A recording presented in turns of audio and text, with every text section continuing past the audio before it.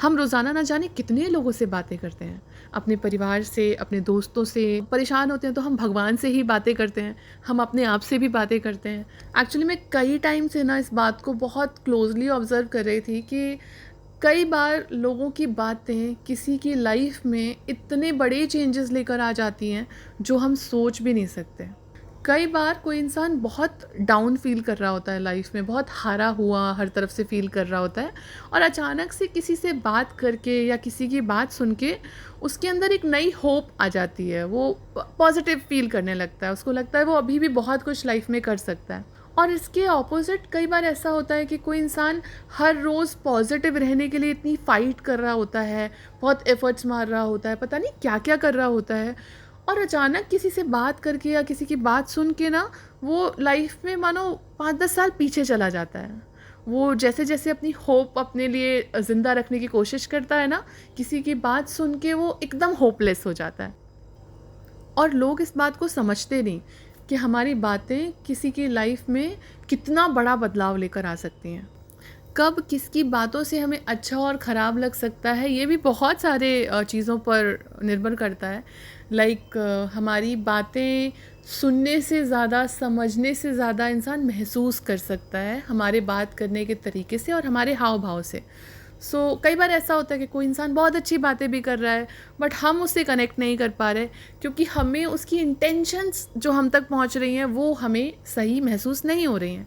कई बार कोई इंसान बहुत गलत तरीके से भी बोल रहा होता है, बहुत रूड होता है, पर हम कनेक्ट कर जाते हैं क्योंकि हम उसकी इंटेंशंस अपने प्रति समझ पा रहे होते हैं।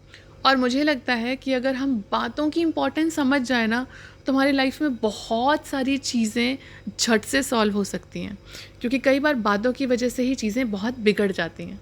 जहाँ बातों की बात हो रही है वहाँ पर इमोशंस कैसे पीछे रह सकते हैं। मैंने देखा है कि कई बार ना हमारे इमोशंस पर कंट्रोल नहीं होता।